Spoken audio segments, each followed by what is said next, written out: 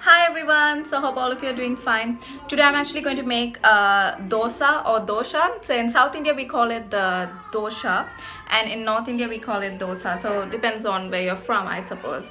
So I want to try and make the nice thin and crispy one. So for that I tried it once using the ready-made batter mix, but that turned out to become a flop. So I'm going to try again, but this time I'm going to actually make it from scratch. So I got the ingredients to literally make this from scratch, so I hope it will turn out well. So if it's not because of the batter, then it might be the pan, but I got a non-stick pan, not the actual dosa pan. So if it's still not coming right, then I'll have to go to the Indian shop again and get the actual dosa pan. But let's see how we go this time. Hopefully it will come out right, because we never know unless we try. So we got to have keep trying until it comes right. And also I'll be recording it, so this time if it doesn't come right, some of you can let me know what I'm doing wrong, and then we can go from there. But hopefully it will come out nice, thin and crispy. But let's try. I've never tried it, but if I get it right this time, then I'll be making it more often at home. Apart from that, subscribe to my YouTube channel, because I have a lot of lovely dishes out there and recipes that I've tried out in the kitchen. Apart from that, stay tuned, watch and enjoy. Bye. In order to make the dosa, first here I've got some white lentil. So this is also called the urad dal. So I got about half cup of that. I've given it a good wash. I'm boiling 1.5 cups of rice in water. So I'm parboiling it. So not going to boil it or cook it fully, just parboiling it for about 10 minutes. Once the rice is parboiled, we can take it off the heat. So the grain of rice is still looking raw and intact, but when I use a spoon, see, it easily breaks away. So that's what I mean by parboiled. Grains are not cooked. It's still having a very chewy texture. It's nicely parboiled, so I don't want it to cook further. I'm going to take it off the heat. I strained it nicely first, and then I place it off into this bowl. Next, what I'm going to do is I'm going to soak the urad dal in water, and I'm also going to soak the rice in water. So I added in some cold water into the rice because the rice was hot, isn't it? It was boiling. So we want to stop the boiling process because we don't want it to get fully boiled. It just has to be parboiled. So I added in some cold water into the rice, and just normal room temperature water into the urad dal, and then I'm going to let it sit there for about 7 hours. And there we are, everyone. After about 7 hours, it's ready to be ground up. In terms of grinding this, you can see that both these items have different consistency. So the urad dal is going to be more firmer, whereas the rice is going to be more softer. We want both of them to become the similar sort of a consistency. So it's kind of like when we make biryani, the rice has a different cooking time and the meat has a different cooking time. So what we do is first we cook the meat a bit and then we add in the rice, isn't it? So the same way, because the urad dal is going to be more, coarser in consistency, and the rice is going to be more smoother, and softer.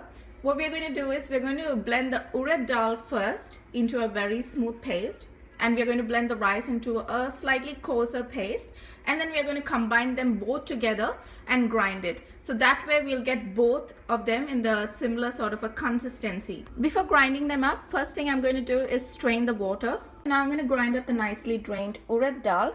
So I haven't added any water into it.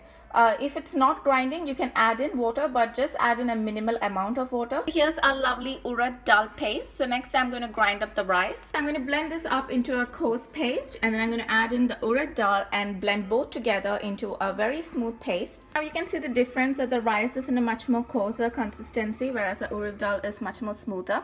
Now I'm going to combine the urad dal into this rice mixture, mix it both together, and place little by little into the blender along with minimal amount of water until I get a smooth paste. So I place the urad dal into the rice mixture. Now I'm going to combine them together and place it off into my blender. There we are. So it's still on the thicker side, so I'm going to keep adding in little by little water, so just the tiniest amount until it forms a nice smooth paste.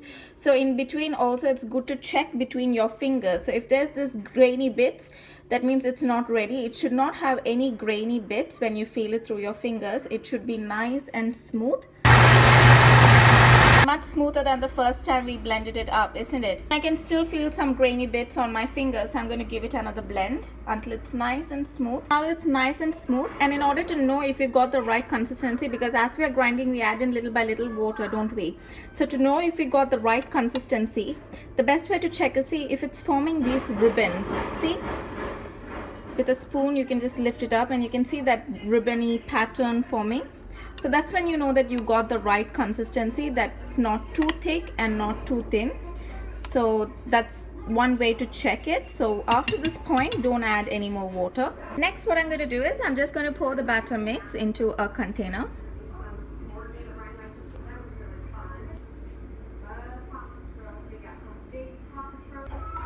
There we are. So this is the consistency of the batter. Look at it. Lovely, isn't it? So it's not too thick and it's not too thin either. And then I'm going to cover it up and let it sit there and ferment for about 8 to 9 hours.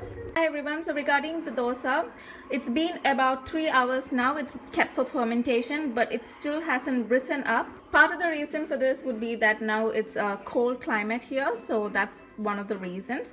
And that's the reason why I didn't add salt to, because salt is known to slow the fermentation process. Also, another mistake I did was I should have just used the water that was used for soaking the dal and the rice. That same water I should have used for blending it as well instead of throwing it, because apparently there are yeast in it that is alive, so maybe I killed some of them, so maybe that's another reason it's not rising. But I'm pretty sure it's just because of the cold temperature. It's very cold here, so that's the reason it's not rising up. Hence it might need to be fermented for longer period of time. In order to avoid that, the other thing you can do is just in an empty microwave oven, just preheat it. Just heat the oven while it's empty.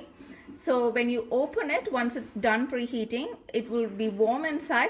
So just keep this container inside the microwave oven and close it off. So that will help the fermentation process speed up in the heat. Another trick would be to add about 2 tablespoons of beer into this. But what I'm going to do is that I'm going to add in a pinch of baking soda into this and then give it a good mix together. And that's going to aid in speeding up the fermentation process. Those are a few tips for people who are living in cooler climatic conditions. Whereas if you're in India or Kochi or somewhere like that, you wouldn't need to worry because the climate is perfect for making dosha and it would have risen up by now. Another thing I'm going to do in order to give the fermenting process a quicker boost and also to provide a warmer environment so that the fermentation can take place, I'm going to just pour in some hot water into this large baking tray, partially fill it, and then I'm going to put the, batter, the container into the baking tray. Hot water has gone in and the container with the dosa batter is on top of the baking tray. And now it's a matter of waiting. So in about 6 hours, it should be done. And if you want, maybe you can even add in some yogurt in order to provide that bacteria which aids in fermentation, but I'm not going to do that today. I'm just going to wait now. So last night I actually put this on top of hot water. Today early morning I changed the water, so I put a fresh batch of hot water.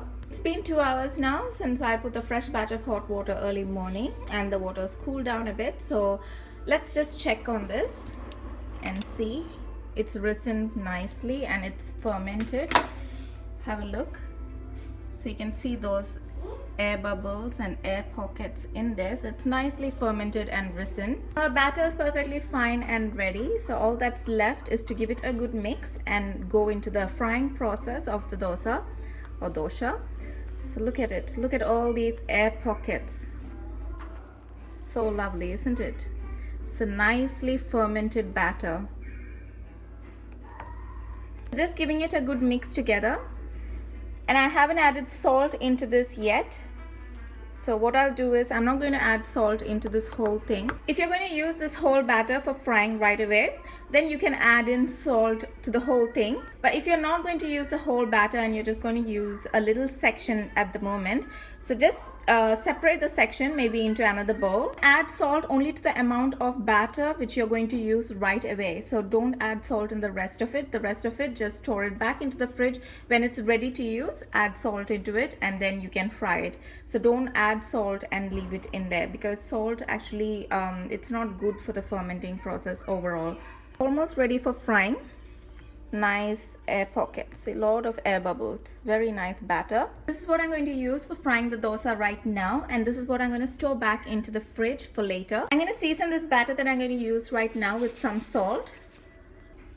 I've chopped up half of an onion and I've pierced it with a fork, see?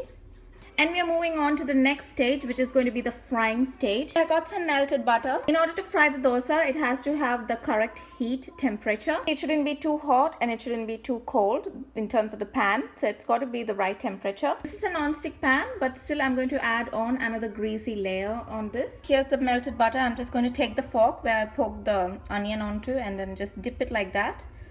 Remove the excess and give it a good rub.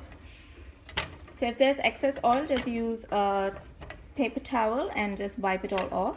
We are just wiping it, and now it's got that nice greasy layer, but it's not oily at the same time. And there we go, our pan is set for frying. Yeah, I've also got some water, so that's to actually bring down the temperature of the pan and things like that. So that would be useful. I've got a wooden spoon, so that's, you know, a flat spoon.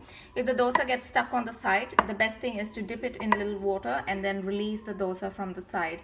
Basically, few things happening, isn't it? Now the first thing to do is to turn the heat to high and let this pan nicely heat up. Once this pan nicely heats up, I'm going to turn the heat down to medium low. Now we need to test if this pan is at the right temperature for cooking the dosa. So I'm going to put in half a tablespoon of water into this pan. And see, I'm just going to wait for it all to evaporate. So let it evaporate.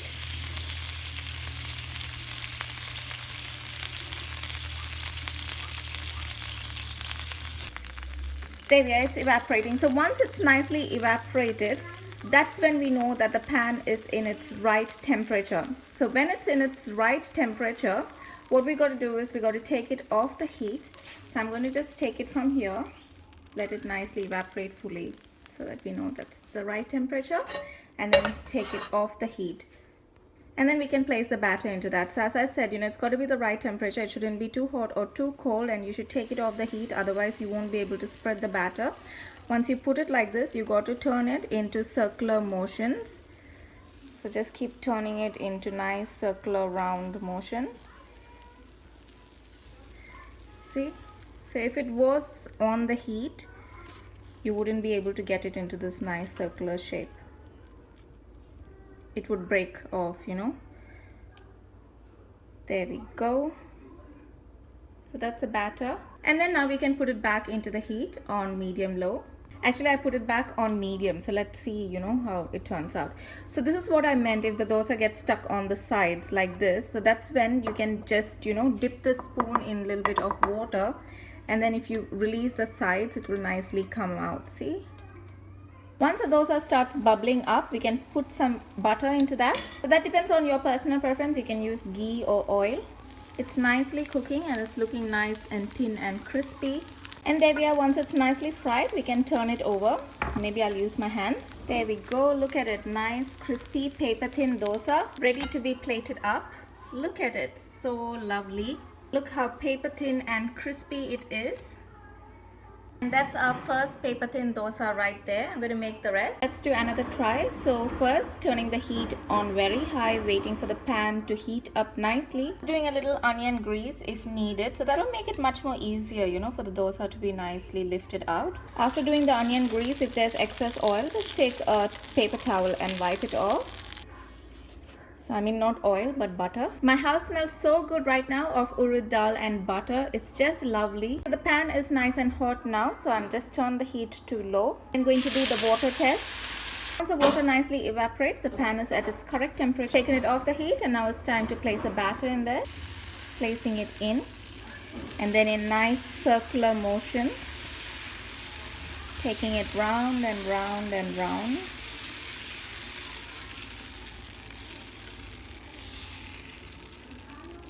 There we are. Placing it back on medium heat. Now you can see that the bubbles have started coming up. So you can see here these bubbles. And that's when we start drizzling the oil or butter or ghee. Second dosa looks much better than the first one, isn't it? So that's what they say always, practice makes perfect. So this is a perfect example of that. Just check if the dosa is lifting off the sides. If not, just dip the spoon in some water and then just do that. So then it will easily come off. You can see that the sides are nice and crispy and paper thin. Once it's nice and ready, I just rolled this one. Another thing I wanted to mention is that this is a brand new pan. So I bought it specifically just to make the dosas. So if you're making roti or chapatis, do it in another pan. Always keep this pan seasoned nicely for the dosa so that every time you make it, you'll get the perfect dosas. This is going to be a very long video, but all the effort is worth it, isn't it? When you know that you're getting this nice crispy dosa, homemade. When spreading butter or oil on the dosa, don't rub it onto it, just drizzle it like this. Just keep drizzling it. Because if you rub it, it can disrupt the shape of the dosa. And there it is, everyone. Our lovely crispy dosas are ready. And literally very paper thin and crispy. You can make it thick or thin, and that depends on your personal preference. I like it nice and paper thin and crispy, and that's why I made it very thin. But see, this one that I made, that's a bit more on the thicker side, so depends on your personal preference. And apart from that, here it is, everyone. Our lovely thin and crispy and paper thin dosas are ready. Enjoy. Bye.